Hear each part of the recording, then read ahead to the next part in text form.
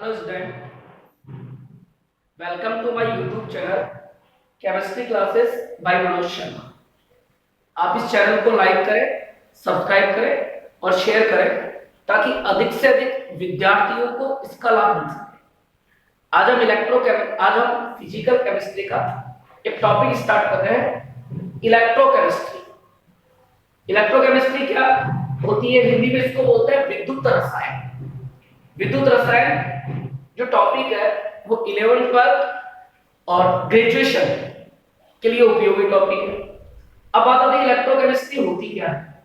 Electrochemistry का definition है the branch of chemistry which deals with the relationship in between chemical and electrical energy and how can be converted into each other is called electrochemistry। इसका मतलब ये हुआ कि electrochemistry के अंदर हम केमिकल एनर्जी का इलेक्ट्रिकल एनर्जी में और इलेक्ट्रिकल एनर्जी का केमिकल एनर्जी में रूपांतरण का क्या करेंगे? अध्ययन। नीचे लिखा हुआ है जैसे chemical energy convert to electrical energy and electrical energy convert to chemical energy. क्योंकि हमें केमिकल को इलेक्ट्रिकल में बदलना है और इलेक्ट्रिकल को केमिकल में बदलना है, तो बदलने के लिए हमें डिवाइस की जरूरत पड़ेगी। वो डिवाइस जो केमिकल को इलेक्ट्रिकल में और इलेक्ट्रिकल को केमिकल में बदलती है वो डिवाइस कहलाती है सेल। तो लिखा हमने for this interconversion we used a device called cell. इसका मतलब सेल क्या होता है? वह साधन जो रासायनिक ऊर्जा को विद्युत ऊर्जा और विद्युत ऊर्जा को रासायनिक ऊर्जा में परस्पर रूपांतरित करता है, वो साधन कहलाता है सेल। अब चूंकि काम दो करने, केमिकल एनर्जी को इलेक्ट्रिकल एनर्जी में बदलना है और इलेक्ट्रिकल एनर्जी को केमिकल एनर्जी में बदलना है, तो फिर सेल भी दो प्रकार की होनी चाहिए। एक वो सेल जो केमिकल को इलेक्ट्रिकल में कन्वर्ट करे और एक वो सेल जो इलेक्ट्रिकल को केमिकल एनर्जी में कन्वर्ट करे। तो cell are two type. First cell है इलेक्ट्रोलाइटिक सेल और सेकंड सेल है electrochemical cell and also known as galvanic cell और वोल्टिक सेल। गैल्वेनिक और वोल्टिक क्यों बोलते हैं इसको, उसका रीजन अपन जान लेंगे। फर्स्ट सेल कंसीडर करते हैं अपन electrolytic cell. Electrolytic cell electrical energy को केमिकल एनर्जी में कन्वर्ट करता है। डेफिनेटली दूसरा सेल इसका रिवर्स सेल है, वो केमिकल एनर्जी को इलेक्ट्रिकल एनर्जी में कन्वर्ट करता है। यहां तक समझ में आ गया होगा आपके। अपन फर्स्ट सेल कंसीडर करेंगे इलेक्ट्रोलाइटिक, ये वाला पोर्शन अपन बाद में कंसीडर करेंगे इलेक्ट्रोकेमिकल सेल। इलेक्ट्रोलाइटिक सेल के अंदर एक प्रोसेस होता है इलेक्ट्रोलाइसिस। इलेक्ट्रोलाइसिस क्या है? इलेक्ट्रोलाइसिस है it is a process in which current is passed through molten oblique fused or aqueous state of an electrolyte, then product are formed due to oxidation and reduction respectively anode and cathode. This process known as electrolysis. Electrolysis में क्या किया जाता है? एक पात्र लेंगे अपन, उस पात्र के अंदर वैद्युत अपघट्य गलित अवस्था या जलीय विलयन अवस्था को डालेंगे, डालकर एनोड कैथोड लगाएंगे और उसके अंदर करंट फ्लो करेंगे। करंट फ्लो करने के बाद उसके अंदर सेल के अंदर एक रेडॉक्स रिएक्शन होगी। रेडॉक्स रिएक्शन में दो प्रोसेस होता है, ऑक्सीडेशन और रिडक्शन। और ऑक्सीडेशन रिडक्शन से इलेक्ट्रोड पर प्रोडक्ट्स प्राप्त होंगे।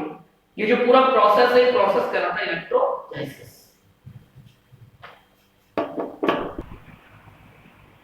क्लास देखिए इधर अपन जानना चाह रहे थे इलेक्ट्रोलाइटिक सेल के बारे में। हेडिंग लगा हुआ representation of electrolytic cell. Electrolytic cell क्या होता है अपन पढ़ चुके कि इलेक्ट्रोलाइटिक सेल में रासायनिक ऊर्जा को विद्युत ऊर्जा को रासायनिक ऊर्जा में कन्वर्ट किया जाएगा। तो electrical energy convert to chemical energy, वो सेल कहलाता है इलेक्ट्रोलाइटिक सेल। तो इलेक्ट्रिकल एनर्जी इसको देंगे अपन और देकर केमिकल एनर्जी पैदा करेंगे। अब इस सेल में क्या होता है? विद्युत अपघटनी पात्र होता है, इसको बोलते हैं इलेक्ट्रोलाइटिक टैंक। दो इलेक्ट्रोड लगे होते हैं। इलेक्ट्रोड कुछ नहीं होते, धातु की प्लेटें होती हैं। लिखा हुआ है मेटालिक प्लेट, मेटालिक प्लेट। दोनों प्लेटें एक ही मेटल की बनी हुई है। एक प्लेट को बैटरी के पॉजिटिव से जोड़ दिया, एक प्लेट को बैटरी के नेगेटिव से जोड़ दिया और यहाँ पे कुंजी लगा दी हमने। अभी कुंजी को ऑफ कर रखा, प्रोसेस स्टार्ट करेंगे जब ऑन कर देंगे। जिसको बैटरी के पॉजिटिव से जोड़ा है वो इलेक्ट्रोड कहलाता है एनोड, जिसको बैटरी के नेगेटिव से जोड़ा है वो इलेक्ट्रोड कहलाता है कैथोड। यहाँ पर एनोड और कैथोड का जो सिस्टम है वो बैटरी से लिया गया है। ऑलवेज इलेक्ट्रोलाइटिक जो सेल होता है उसमें एनोड ऑलवेज ही पॉजिटिव होता है और कैथोड ऑलवेज ही क्या होता है, नेगेटिव। तो इनके जो सिंबल है एनोड और कैथोड के, बैटरी के सिंबल है, इसके खुद के कोई सिंबल नहीं है। जबकि जब दूसरे प्रकार का अपन सेल पढ़ेंगे इलेक्ट्रोकेमिकल सेल, जिसको गैल्वेनिक और वोल्टिक सेल भी बोला अपन ने, उसके जो सिंबल होंगे उससे डिफर आएंगे। जो पढ़ेंगे जो अपन डिफरेंस करेंगे आपस में, क्योंकि एक पात्र लिया गया इलेक्ट्रोलाइटिक टैंक, इलेक्ट्रोलाइटिक टैंक में दो प्लेटें लगाई गई, प्लेटें मेटल की बनी हुई है। जनरली जो प्लेटें यहाँ पे यूज रखी है इनर्ट मेटल है, इनर्ट मेटल है प्लेटिनम। तो प्लेटिनम की जो प्लेटें फिट की गई है, दोनों को बैटरी से जोड़ दिया। पॉजिटिव प्लेट एनोड है, नेगेटिव जो प्लेट बना रखी है वो कैथोड है। और बर्तन के अंदर अपन ने भर दिया मोल्टन या फ्यूज्ड कह दो गलित हिंदी में, और aqueous state of electrolyte. Electrolyte जिसको अपन हिंदी में कहते हैं विद्युत अपघट्य। विद्युत अपघट्य क्या होता है, वे पदार्थ जो अपनी मोल्टन स्टेट या एक्वस स्टेट में इलेक्ट्रिकल करंट का फ्लो करते हैं, वो पदार्थ कहलाता है इलेक्ट्रोलाइट। इलेक्ट्रोलाइट एक होता है इलेक्ट्रोलाइट और एक होता है नॉन इलेक्ट्रोलाइट। नॉन इलेक्ट्रोलाइट का मतलब जो मोल्टन स्टेट और एक्वस स्टेट में करंट फ्लो नहीं करता है, वो कहलाता है नॉन इलेक्ट्रोलाइट। और इनमें जो करंट फ्लो होगा बेसिकली वो आयनों के कारण होगा। करंट फ्लो के दो ही मेथड है। करंट फ्लो एक तो होता है जनरली इलेक्ट्रॉनों के कारण, और एक करंट फ्लो होता है आयनों के कारण। जैसे घरों में अपने लाइट आती है, वायर में अपने लाइट आ रही है, से पता चलता है वो जो धारा प्रवाह होता है वो इलेक्ट्रॉनों के कारण होता है। और किसी भी एक्वस स्टेट में या मोल्टन स्टेट में जो करंट फ्लो होता है वो आयनों के कारण होता है।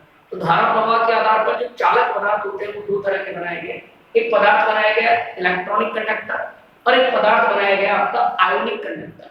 आयोनिक कंडक्टर को आप इलेक्ट्रोलाइटिक कंडक्टर भी कह सकते हो, जो अपन इसी चैप्टर में आगे चलकर भी करेंगे। तो यहाँ पे जो करंट फ्लो होगा, बैटरी से जो करंट आना जाएगा, करंट फ्लो होगा वो ड्यू टू आयंस होगा। अब इसमें अपन ने धारा प्रवाह करी, धारा प्रवाह करने के बाद जो ही अपन इसमें करंट फ्लो करेंगे, जो वैद्युत अपघट्य का इलेक्ट्रोलाइट जो आपने इसमें भरा हुआ है उसका पॉजिटिव आयन जाएगा एनोड पर, नेगेटिव आयन जाएगा कैथोड पर। तो धारा प्रवाह के साथ वैद्युत अपघट्य के आयन विपरीत आवेशित इलेक्ट्रॉन की ओर गमन करेंगे और गमन करके अपने आवेशों को त्याग देंगे। जैसे नेगेटिव जा रहा है इस पर एनोड पर, एनोड पर जा रहा है कि एनोड पॉजिटिव है तो नेगेटिव जाएगा।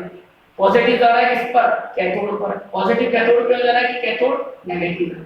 और न्यूटन सभी जानते होंगे कि पॉजिटिव और नेगेटिव में परस्पर क्या होता है, अट्रैक्शन। इसलिए पॉजिटिव माइग्रेट कर रहा है कैथोड के ऊपर और नेगेटिव माइग्रेट कर रहा है एनोड के ऊपर। जब पॉजिटिव पहुंचेगा कैथोड पर तो रिडक्ट होगा, रिडक्ट। तो यहाँ पर जो प्रोसेस कंसीडर होगा वो रिडक्शन होगा, रिडक्शन। और जब नेगेटिव पहुंचेगा एनोड पर तो यहाँ पर प्रोसेस होगा ऑक्सीडेशन। तो ऑक्सीडेशन के थ्रू यहाँ पर जो सब्सटेंस मिलेगा और रिडक्शन के थ्रू यहाँ पे जो सब्सटेंस मिलेगा, वो कंप्लीट जो प्रोसेस है ऑक्सीडेशन रिडक्शन, वो प्रोसेस कहलाता है आपका इलेक्ट्रोलाइसिस। इलेक्ट्रोलाइसिस जिसको हिंदी में बोलते हैं विद्युत अपघटन। इसका मतलब विद्युत अपघटन में प्रक्रिया है इसमें इलेक्ट्रोलाइसिस सेल में धारा प्रवाह करते हैं, धारा प्रवाह करके पॉजिटिव नेगेटिव विपरीत आवेशित इलेक्ट्रॉन को माइग्रेट करते हैं, माइग्रेट करके अपने आवेशों को त्यागते हैं और त्यागने के बाद वहां पर सब्सटेंस के रूप में जमा हो जाते हैं। वो जो कंप्लीट प्रक्रिया है वो कंप्लीट प्रक्रिया कहलाती है इलेक्ट्रोलाइसिस, जिसको हिंदी में कहते हैं विद्युत अपघटन। इसका मतलब इलेक्ट्रोलाइसिस कुछ नहीं है, इलेक्ट्रोलाइसिस एक रेडॉक्स रिएक्शन है। रेडॉक्स रिएक्शन को यहाँ पे क्या बोला गया है, इलेक्ट्रोलाइसिस। अब इंपॉर्टेंट बात है कि यहाँ पे जो रेडॉक्स रिएक्शन हो रही है वो रेडॉक्स रिएक्शन स्पॉन्टेनियस नहीं है, non spontaneous, that is important point. Mean अपने आप नहीं हो रही। यहाँ जो रेडॉक्स रिएक्शन हो रही है वो एक्सटर्नल एनर्जी देनी पड़ रही है, यहाँ बैटरीज को एनर्जी दे रही है, जब जाके यहाँ पे रेडॉक्स रिएक्शन क्या हो रही है, कंप्लीट हो रही है। तो इंपॉर्टेंट क्वेश्चन है पूछा था जनरली कि इलेक्ट्रोलाइटिक सेल में जो रेडॉक्स रिएक्शन होती है that is spontaneous, non spontaneous. तो नॉन स्पॉन्टेनियस का मतलब है हिंदी में असतत रेडॉक्स अभिक्रिया, कि अपने आप नहीं होती, इसमें धारा प्रवाहित करोगे तभी होगी। नीचे लिखा हुआ है जैसे कि इलेक्ट्रोलाइसिस इज, इलेक्ट्रोलाइसिस क्या होता है समझिए, oxidation reduction process known as electrolysis. और प्रोसेस को स्टार्ट करेंगे तो बैटरी को चालू कर देंगे। Electrolysis is a non spontaneous process because electrolysis work by the external source of energy, that is important. External source of energy, कि आप यहां से बैटरी से करंट जब डाल रहे हो तो ये इलेक्ट्रोलाइसिस प्रोसेस होगा। इलेक्ट्रोलाइसिस किसको बोला गया, ऑक्सीडेशन और रिडक्शन को। तो फिर लिखा अपन ने for non spontaneous process del G should be positive. और अगर डेल जी पॉजिटिव है तो सभी ने थर्मोडायनेमिक्स में पढ़ा होगा कि अगर किसी प्रोसेस का गिब्स फ्री एनर्जी पॉजिटिव आता है, Gibbs free energy change positive आता है, तो प्रोसेस नॉन स्पॉन्टेनियस होता है, एस होता है प्रोसेस होता है। तो ये एस होता है प्रोसेस हो गया आपका। तो ये फार्मूला आपने पढ़ा होगा थर्मोडायनेमिक्स के अंदर ही चलता है जनरली, या अपन उसके अंदर वर्क वगैरह करते हैं तो नहीं चलता है। Delta G equal to minus energy sir. अब क्योंकि del G should be positive, अब डेल जी पॉजिटिव कब आएगा? जब आपका ये जो ई सेल है इसका सिंबल होगा नेगेटिव। तो यहाँ नेगेटिव पुट करो, नेगेटिव नेगेटिव क्या हो जाएगा? पॉजिटिव। डेल जी पॉजिटिव आ गया होगा। तो जनरली पूछा जाता है कि भाई इलेक्ट्रोलाइटिक जो सेल होता है उसका डेल जी तो कैसा होता है? तो रिमेंबर डेल जी पॉजिटिव होता है। पर पूछा जाता है कि इलेक्ट्रोलाइटिक सेल जो होता है उसका ई सेल कैसा होता है? E cell negative. E cell negative भी नॉन स्पॉन्टेनियस और डेल जी पॉजिटिव भी नॉन स्पॉन्टेनियस। ये आपका इलेक्ट्रोलाइटिक सेल के बारे में अपन जानते हैं। आगे देखिएगा इन द इलेक्ट्रोलाइटिक सेल, जान चुके हैं अपन, in the electrolytic cell electrical energy converts into chemical energy. Chemical energy का मतलब विद्युत ऊर्जा जो अपन ऊपर बैटरी से डाल रहे थे सेल के अंदर, वो विद्युत ऊर्जा किसमें कन्वर्ट हो रही है? रासायनिक ऊर्जा में। रासायनिक ऊर्जा क्या है? जो हमने विद्युत ऊर्जा ऊपर से डाली थी तो हमने देखा था कि पॉजिटिव जो आयंस आपके इलेक्ट्रोलाइट सब्सटेंस के, वो पॉजिटिव आयंस किस पे गए थे? कैथोड पर, क्योंकि कैथोड नेगेटिव था। और जो नेगेटिव आयंस है वो किस पर गए थे? एनोड पर। और जाकर वो वहां पर रिडक्ट और ऑक्सीडेट हो गए थे। तो केमिकल एनर्जी, जब रेडॉक्स रिएक्शन हुई थी, केमिकल सब्सटेंस जमा हो गए थे और रेडॉक्स रिएक्शन के परिणामस्वरूप एनर्जी रिलीज होगी। जब भी रेडॉक्स रिएक्शन होती है, यानी कोई भी केमिकल रिएक्शन होती है, तो केमिकल रिएक्शन में ऑलवेज केमिकल एनर्जी प्रोड्यूस होती है। वो केमिकल एनर्जी किससे प्रोड्यूस हुई? इलेक्ट्रिकल एनर्जी से। और केमिकल एनर्जी का मतलब है केमिकल सब्सटेंस का बनना। केमिकल सब्सटेंस का बनना ही क्या है? Chemical energy. फिर आगे अपन ने बात की अपन इलेक्ट्रोलाइटिक सेल के अंदर, इलेक्ट्रोलाइटिक सेल के अंदर जो सेल होता है उसमें ऊपर से बैटरी से करंट डालते हैं, करंट डालने पर जो आयंस होते हैं आपके इलेक्ट्रोलाइटिक सॉल्यूशन में उनका मूवमेंट होता है। तो लिखा the flow of current through solution due to movements of ions toward oppositely charged electron is called. Oppositely charge समझ में आ गया होगा कि आपका एनोड क्या था? पॉजिटिव। कैथोड क्या था? नेगेटिव। तो जो एनोड पॉजिटिव था उस पे गया था नेगेटिव, और जो कैथोड नेगेटिव था उस पे गया था positive. Because movement of ions toward oppositely charged electrons is called electrolytic conduction. Electrolytic conduction का मतलब है विद्युत अपघटनी चालक और इलेक्ट्रोलाइटिक करंट, विद्युत अपघटनी, विद्युत धारा का प्रवाह होना। अभी पीछे आपसे कहा गया था कि धारा प्रवाह दो तरीके से होता है, तो आयंस से और इलेक्ट्रॉनों से। अपना जो यहाँ पे चल रहा है प्रोसेस, वो जो धारा प्रवाह हो रहा है वो आयंस से हो रहा है, इसलिए बोला गया इलेक्ट्रोलाइटिक कंडक्शन। आप ये भी बोल सकते हो आयोनिक कंडक्शन, क्योंकि धारा प्रवाह आयनों से हो रहा है तो इलेक्ट्रोलाइटिक की आयोनिक कंडक्शन भी कह सकते हो। अब आगे बात करें अपन, जो अपना इलेक्ट्रोलाइसिस हुआ, इलेक्ट्रोलाइसिस क्या था? Redox reaction. रेडॉक्स रिएक्शन को ही क्या बोला गया है? इलेक्ट्रोलाइसिस। रेडॉक्स रिएक्शन वही इलेक्ट्रोलाइसिस है। तो स्टडी ऑफ इलेक्ट्रोलाइसिस, इलेक्ट्रोलाइसिस की स्टडी दो हेडिंगों के अंदर करेंगे अपन, एक क्वालिटेटिव स्टडी और एक क्वांटिटेटिव स्टडी। क्वालिटेटिव स्टडी का मतलब है गुणात्मक अध्ययन करना, और क्वांटिटेटिव स्टडी का मतलब है अमाउंट का अध्ययन करना। जैसे क्वालिटेटिव स्टडी में लिखा हुआ है विच सब्सटेंस डिपॉजिट।